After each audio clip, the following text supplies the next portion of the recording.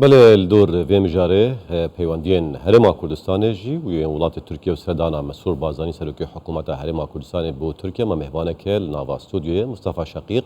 شفیق شارزای کاروبار ترکیه الگلمه ما مصطفى دسپیک تو گله که بخیر هاتی اگر امسکین دیز چند سالن بوری ده هر جه سال 2007 تان هم و چندین سالم اف پیوندیت چندین قناغان دا بوری ده بازرگانی سیاسی جواکی سردانا سیامه یا سروکی حکومت هرما کردستان مسئول بازانی تهجمارتن و وابزانم سردانا که یا سرکیه یا وقت سروک کو و سرکرده که یکو دروی ترکیه بیتن سردانا ترکیه بیکنتن پشتی دست بکاربونا رجب طیب اردوغانی سردانا چی گرنگی خو هیا جریه سیاسی و بازرگانی؟ بله سلاو و رز بوی تماشاوان و گهدارن کردستان 24 باوریامش یف سردانه گرنگی خوی پر عالی هیا بری هر تشتی پشتی دست کاربونا کابینه نویا حکومتی کدامه که کرد بسر دام از راندنا حکومتا نودا در باز بون یک جه سردان سرکرده کی کو شاندن گله کم به فتره دا کرنه یکمین تقریبا هم کارن بجین یه دست بیکی نش بوی ترکیه اب اهمیت و دیار دکش که ترکیه یعنی جبوی ترکیه هرما کردستان یعنی جیران نوی اوی چه آراسته کی نشان بده وکمن ل پروگرام حکومت نویا ترکیه دست پیکا دست کاربون اوی ده بری خوب کری 2% گله گرنگه لپیشیا حکومت نویا ترکیه هنه پرسا کی گرنگ یا ترکیه کو هم حمید بینیم پرسا آبوریه کو ترکیه قیرانه کی آبوری ده در باز بید لی حکومت نو وک پروگرام خو وک کو وزیر کی نوی شارزاد بی وارده جی اینه دخوازه وی قیرانه چاره سر بکه بدمکی زودا جبوی به هریما کردستان و عراق بگشتی جی گرنگی کی زیده هیا بتایبتی دواری انرژی ده اب یک با قناعت من زور گرنگه دو ترکیه د سالن در باز بویده تایبتی شرد عاشوشونده د مرحله کی قیران یعنی آلوز در باز بود پیوندیت خوین هرمی ده لگل ولاتن عربی لگل اسرائیل لگل ولاتن دنده هرچند دیگر هریما کردستان نگشته وی آسته و ولاتن دن لی دیگر هریما کردستانش ده تایبتی دم رفراندوم ده هنده کی او تیده چیبون یعنی نخوشی دلگرانی چیبون قناعت من ترکیه یعنی حکومت نو کو سرکاره به هیویه کوان پیوندیا جاره کدی بر چاورا در باز که و مرحله که نو دست پی بکه جبوی ویجی هریما کردستان گلک گرنگه خالا سیم ترکیه پشتی شهر اوکراینه نوبر روسیه و روجاوادا ده مسئله انرژی و ترانزیت ده ده مسئله چکرنا بالانس ده گلک جار توشی ویدی بک و چاوا هلویست بکره یعنی هندک جار بروجالات هندک جار بروجاوادا لگور برجنگ و لگور شروان ورد بک و ترکیه هندکی بروی روجاوا بچه اف فشارکی ایرانی روسی لسر ترکیه چه دکه که بک ما بریجی گوت با مسئله انرژی دا هریما کردستان دوی داری در دکاره ببا هفکار جبوی استراتیجا نویا یا ترکیه دوی مسئله دا جبوی وی بقناعت من ترکیه اگر دخوازه بله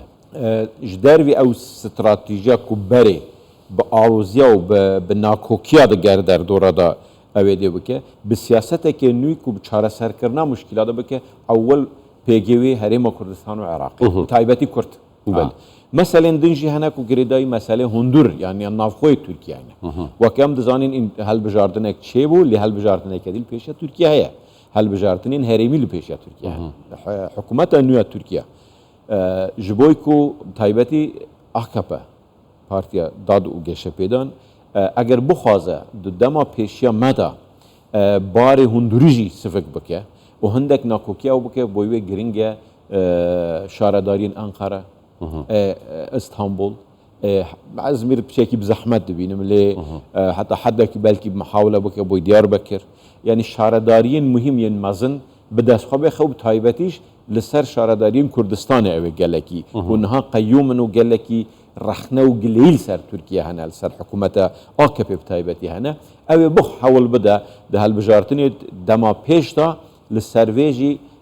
کارێکی جدی بکە ji بۆی ev jî giring e mesela dû jî mesele emnî hemin ca ji bo Tirkiye meselekî giring e ku emniyeta wê heta heddekî mezin jî bi Herêma Kurdistanê ve giring e ev mijaran ne mijarên giringin di ajendaya hikûmeta nû ya Tirkiyede û di wan hemî mijarane de rolê Herêma Kurdistanê rolekî heta heddekî mezin karîger e. باش از هر سر رول کاریگری حرم کردستان بحث کم تا آماجب چندین مجاران گلکن گرینگ کر یه کو قیران آبوریه هلوساجی بارادوخ هندره ترکیه پوش آوای کردستانیه هلوساجی پیوندین بازرگانی بوچی حرم کردستان و کریم کا کویا فدرال د چارچوبه عراق کدام بوچی وک شخص مسرور بازانی هاتی هلبجات کوزجه سرکردین سرکی پیشی دست به کاربونا کابینانی رجب طیب اردوغانی بوچی محمد شیع سودانی نتاته هلبجاتن و سردانا فرمی بگدن بوچی مسرور بازانی هاتی هلبجاتن اوا قناعت من اگر بچکی دیش برفراتر بره خوب که اینا موضوع دوان دمن درباز بویده پیوندین ایران سعودیه كتنا مرحلة كنو بيوندين ولات الخليج دقال إيران بشكل عام كتنا مرحلة كنو هجمونيا إيراني لسر عراقي هجمونيا كي ديار هر چند سياستا وهندكي جوهرتيا برينها بدست كاريكي راست كاروباران دنها هندكي انديركت وكيد بيجن نراست وخو بدست كاري بردوام دكي وهجمونيا ويجي بردوامه اف جوهرتنا بالانسا جلكي ويند برجوانديا تركيا دابتن اگر بي آراسته بچتن سياسة دوليجي تايبتي سياسة روجلاتا ناويندا سياسة انرجي كو ايران و روسيا جي زخته دكن سر تركيا جي كو زيادتر هاوكار بيد سياسة انرجيا روسيا و ايراني دا چونكي وان هر دو جي امبارغو سروانه امبارغو روجاوا سروان هي كو اي تركيا ببيته دنگي ترانزيت باورنا كم تركيا بشتن دوی وارده گلک زیده آریکاری وان بیتون سیاست ایران دو عراقش ده ند مصلحت ترکیه ده جبوی به حریم کردستانی ده ناوی بالانسا سیاست حریمی و دولی ده رول کی گرنگ بگیره چه رول او او رول اوه ترکیه ده علاقته کی باشتر ده گل حریم کردستانی ده بید سیاست کی مشترک ده برای ترکیه و عراق ده بید مسئله انرژی بگشتی ده حریمی ده بقناعة من يكش مجارين جرين كو تركيا قال جنابي كاك مسرور مناقشة بكوي او موضوع بيتن مسألة زختن كل سر هريما كردستاني چه بود دما درباز بيده چه قرار محكمة باريس بيت چه قرار محكمة فدرالي بن راست الدجي هريما كردستان راست دكن او لي د آليكي دنداجي ديزاين كرنا سياسة انرجية ده هريمي ده او ديزاين كرنا حتى حدكي دخوازن چاوك و هريما كردستاني بايباس بكين ياج دروي و بالانسانا بيلن عين وقت او تأثير لسر باندورا تركيا يا انرجي دما پیش ده بكن حتى حولدان زياد ترجي رنگل دما پیش ده هبن ريكن انرجي دسر سوريا ده بكن اگر اف پیوندين سوريا دگل سعودية و دگل عراق و دگل ولاتن هرمي بگونه آستكي آساي دگل اردن ده اف ريكه وبن او وقت حتى حد كي تأثير لسر ترکیه دکه او عکس اتجاه ترکیه کنه که تخواهید اکونومیا خجاره که دی باشتر بکتن او اکونومیا ترکیه بروی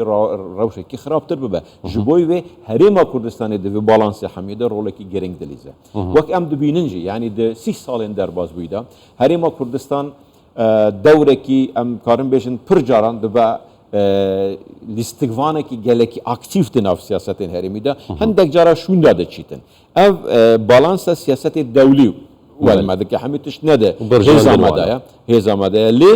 هیزین هرمی و دولی وقتی بخوازن روله که اکتیو درده بلیزن پیوستیوان بمده بیتن گلک جار اما وقت چونکه دولته که سربخانی کردستان رنگ نکاره به تحدید دوری خوب یعنی در رول خوب بخواد دست نشان بکه لی سیاست هرمی و دولی تحدید رول ماده کن که ام اکتیو ببین هندک جار وقتش نده طبعا لگور و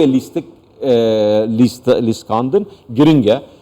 حکومت حریم کردستانی به سرکاتی جناب کاک مسرور بارزانی دوی داره در روله کی گرنگ دلیزه تایبتیش ده مثلا انرژی و آسایشی بله برس هروسا جی دهی پیر او کمبونکت و اگداری کمبونکت نابرا وزارت نفط عراقی و کمپانیا سومو و هروسا جی یا وزارت یا ترکیه و نرین حریم کردستانی جی بجدار بون دوی کمبون دو ماهی کات به انجام و خالن کو ین ناکوک ممکنه این سرکی که و کو عراق داوا ملیار کو 500